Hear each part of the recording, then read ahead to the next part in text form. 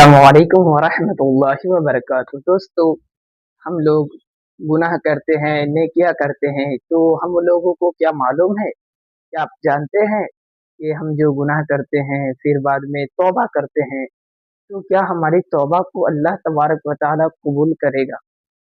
हम जो गुनाह कर देते हैं फिर बाद में जो तौबा करते हैं, तो हमारा तौबा जो है वो अल्लाह की बारगाह में कबूल होगा या नहीं होगा? या हमें उन उन किए हुए गुनाहों का अज़ाब मिलेगा? यही वीडियो में आपको पूरा समझ में आएगा। इस वीडियो को आखिर तक देखिएगा और इस वीडियो को आगे अपने दोस्तों के पास शेयर कीजिएगा, ताकि वो लोग भी समझ जाए, फ़ायदा हासिल करें इस वीडियो से। इस वीडियो में मुफ्ती सलमान अज़हरी साहब अपने बयान में बता रहे हैं, तो चलिए बगैर ताख़ीर किए हुए वीडियो को स्टार्ट करते हैं। अगर हमारे आप चैनल में नए आए तो हमारे चैनल को फ़ॉलो करें। अगर हमारे फ़ेसबुक, इंस्टाग्राम, यूट्यूब सब चीज़ पर ये आईडी चलता है, तो हमारे आईडी को एक बार ज़रूर फ़ॉलो करें। ऐसे ही दिन की बात सुनने के लिए हमारे वीडियो को लाइक करें और इस वीडियो को आगे शेयर करें, ताकि दूसरे लोगों को भी फ़ायदा हासिल हो। तो चलिए बगैर ताख़ीर किए हुए मुफ्ती सलमान अज़हरी साहब का वीडियो को स्टार्ट करते हैं। अल्लाह ताला ने इंसान को बनाया है और इंसान भूलता बार बार है और ख़ताएँ भी बार बार करता है। ख़ता करने वाला और भूल जाने वाला अल्लाह की बारगाह में ऐसा नहीं है कि वो हमेशा के लिए नाकारा है, बल्कि अल्लाह ताला ने उसे ज़िंदगी में बार बार मौके दिए हैं कि तू अपनी ख़ताओं से और अपनी भूल से फिर से दोबारा अपनी अच्छी ज़िंदगी में आ जा, और उसी को हम तौबा कहते हैं। तौबा का जो ऑप्शन रखा गया है इंसानों के लिए, मुसलमानों के लिए ख़ास तौर पर, बहुत हिम्मत वाला है दरवाज़ा है, बहुत हिम्मत वाला दरवाज़ा है। और इसी वजह से हदीस पाक में ये है कि गुनाह करता है बंदा, फिर तौबा करता है, फिर गुनाह करता है, फिर तौबा करता है, ये करता रहता है।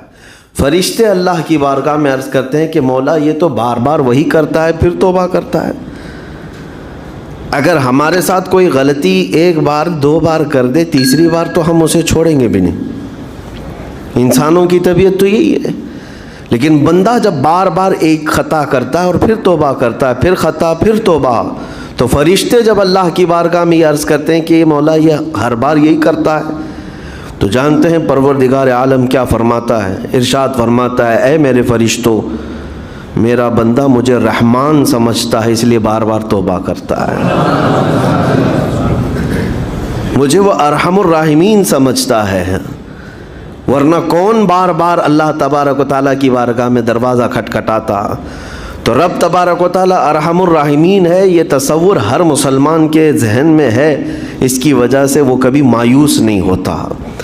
और शैतान का सबसे बड़ा हरबा क्या है जानते हैं आप? सबसे बड़ा बहकाने का और गुमराह करने का और हमेशा गुनाहों में मुलव्विस रखने का सबसे बड़ा आला, कि बंदे को सबसे पहले नाउम्मीद करता है, अब तेरा क्या होगा, तू तो बहुत बर्बाद हो चुका है।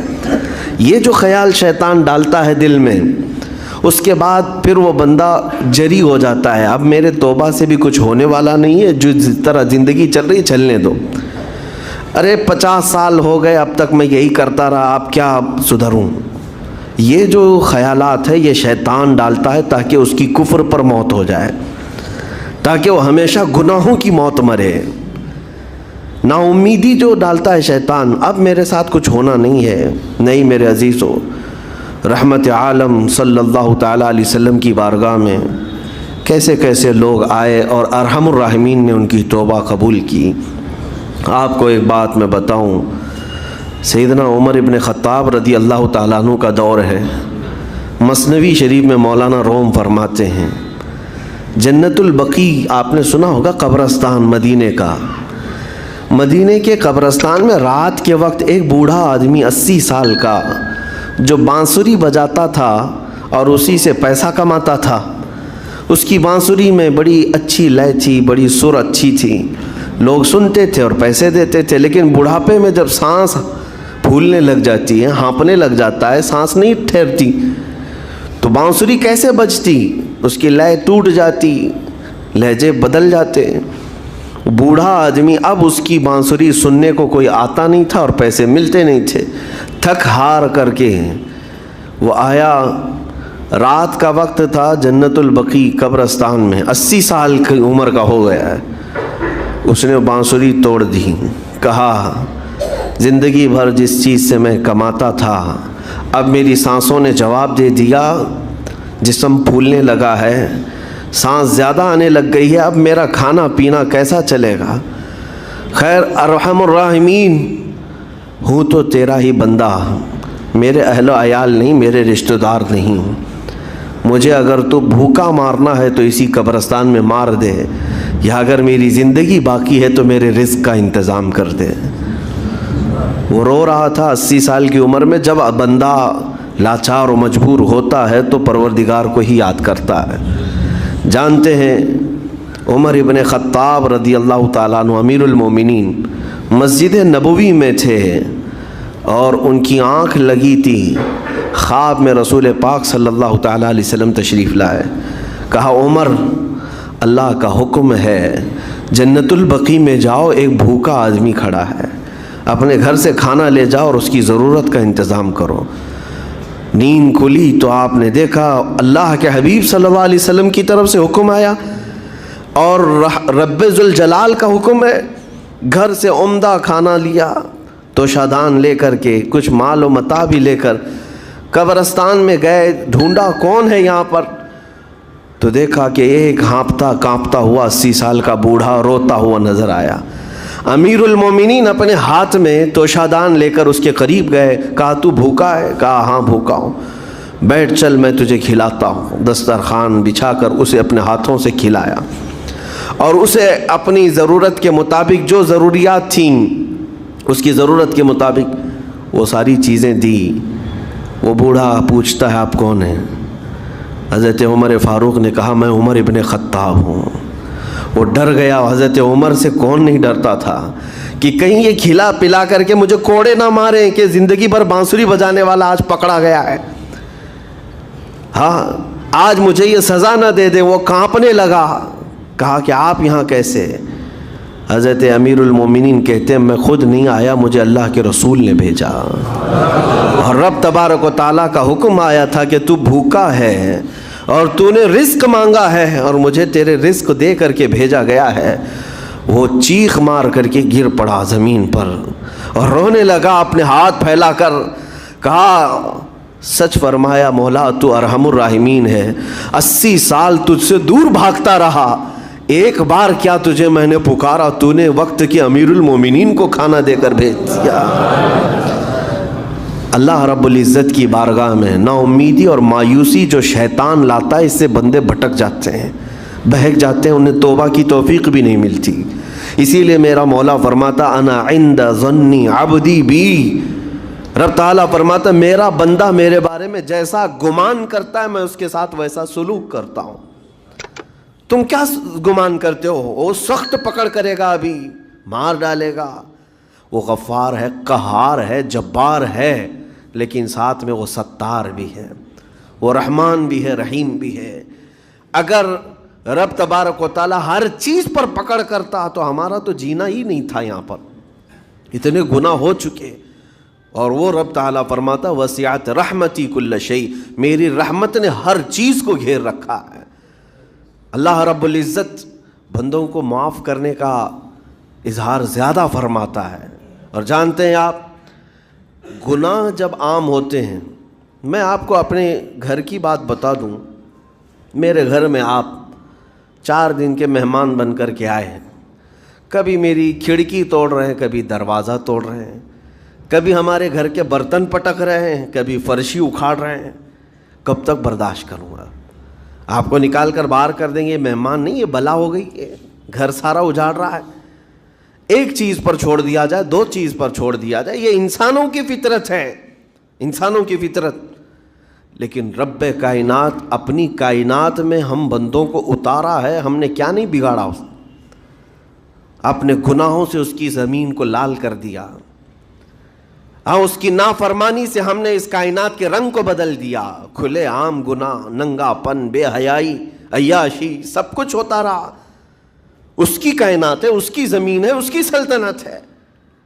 اور ان گناہوں کی وجہ سے جانتے ہیں آپ سمندر اللہ کی بارگاہ میں عرض کرتا ہے کہ مولا تو مجھے اجازت دے دے، میں ایسی طغیانی لاؤں گا کہ یہ سب ہلاک ہو جائیں گے۔ ہوائیں اللہ سے اجازت مانگتی ہیں تو مجھے شدت دے دے، میں اتنا تیز اڑاؤں گی کہ ان کے پرخچے اڑ جائیں۔ لیکن جانتے ہو اللہ کی طرف سے جواب کیا آتا ہے؟ سمندر کو بھی رب تعالیٰ فرماتا ہے، ہواؤں کو بھی کہتا ہے رب تعالیٰ رک جاؤ، میں میرے بندوں کے انتظار میں ہوں، میرے بندوں کی توبہ کے انتظار میں ہوں کہ میرے بندے میرے پاس لوٹ آئیں گے۔ اسی لیے اللہ کے حبیب صلی اللہ تعالیٰ علیہ وسلم ارشاد فرماتے ہیں، اللہ تعالیٰ کو سب سے زیادہ خوشی کس بات کی ہوتی ہے جانتے ہیں؟ رب تعالیٰ اپنے بندوں سے کب خوش ہوتا ہے؟ مثال دے کر کے میرے آقا نے فرمایا، مثال دے کر سمجھایا، صحرا میں، ڈیزرٹ میں ریتیلے میدان ہوتے ہیں، اس کا سفر بڑا ڈینجر ہوتا ہے۔ آج بھی ڈیزرٹ ہیں بہت سارے، سہارا ڈیزرٹ کا نام سنا ہوگا آپ نے۔ ہم گئے ہیں 200-250 کلومیٹر تک آپ چلتے رہو گاڑی، نہ ایک درخت نظر آتا ہے، نہ پہاڑ نظر آتا ہے، نہ گھر نظر آتا ہے، کچھ بھی نہیں۔ اس طرف میدان ریت کا اور آسمان لگا ہوا دکھتا ہے، ادھر بھی آسمان، تنہا ہم اکیلے نظر آتے رہتے ہیں۔ صحرا کا جو سفر ہوتا ہے بہت کٹھن ہوتا ہے۔ نبی پاک صلی اللہ تعالیٰ علیہ وسلم مثال دیتے ہوئے ارشاد فرماتے، ایک بندہ اپنی اونٹنی لے کر، اس پہ ساز و سامان لے کر کھانے پینے کا صحرا کے سفر پر تھا، اور صحرا میں کھانا پانی بہت مقدار میں لی جاتی ہے کیونکہ کچھ ملتا نہیں، اور جلد سے جلد وہاں سے سفر گزار کر کے آنا۔ ایک بار اگر راستہ بھٹک گیا موت ہو جاتی، وہاں پہ راستہ ملے گا نہیں، جس طرف بھی جاؤ تو لگے گا سیدھا ہی چل رہا ہوں، ڈائریکشن ہی نہیں پتہ ہوتے صحرا میں۔ حضور پاک صلی اللہ علیہ وسلم فرماتے ہیں، ایک بندہ صحرا کے سفر میں اپنی اونٹنی کے ساتھ ساز و سامان لے کر سفر پر تھا، بیچ راستے میں اسے نیند آئی، سویا، سو کر کے اٹھا تو دیکھا اس کی اونٹنی ساز و سامان کے ساتھ غائب ہے، صحرا میں، بیچ صحرا میں۔ اب جو سواری تھی وہ غائب ہے، کھانا پانی تھا وہ غائب ہے، کچھ نہیں ہے ساتھ میں۔ گھبرا گیا، پریشان ہوا، اپنی اونٹنی کو ڈھونڈتا ڈھونڈتا تھک گیا، کبھی ادھر کبھی ادھر، کبھی ادھر کبھی ادھر، ہر جگہ کہیں کوئی نشان نظر نہ آئے۔ اور جب سواری نہیں ہے تو اب کئی 100 کلومیٹر کا بغیر کھانے پینے کے کیسے سفر کرتا؟ تھک ہار کر کے دوسرا دن ہو کہ تیسرا دن ہو، ایک جگہ وہ بندہ سو گیا، پھر سے سو گیا، اب راستہ بھی نہیں ملتا۔ سویا تو نیند سے اٹھا جب تو دیکھا اس کی اونٹنی بھی موجود ہے، اس کا ساز و سامان بھی ہے۔ یہ مثال ہے، یہ مثال ہے۔ میرے آقا صلی اللہ علیہ وسلم صحابہ سے اب پوچھتے ہیں، اے میرے صحابہ بتاؤ اس بندے کو جو صحرا میں گمشدہ اونٹنی جس کی مل جائے اسے خوشی کتنی ہوگی؟ صحابہ کہتے ہیں یا رسول اللہ اس کی تو جان میں جان آ گئی ہوگی، کیونکہ وہ جانتے تھے صحرا کا سفر کیا ہوتا ہے۔ کہا سب سے زیادہ اسے خوشی ہوگی کہ اس کا کھویا ہوا سامان مل گیا، کھوئی ہوئی سواری مل گئی۔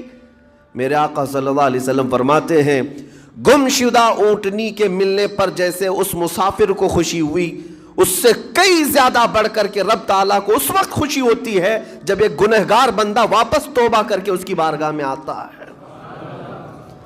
رب تعالیٰ کی بارگاہ میں جب بندہ پلٹ کر کے آتا ہے، رب تعالیٰ فرشتوں پر اس بندے کو دکھا کر رشک کرتا ہے، ارشاد فرماتا ہے میرا بندہ میرے پاس آ گیا، میرا بندہ میرے پاس آ گیا ہے۔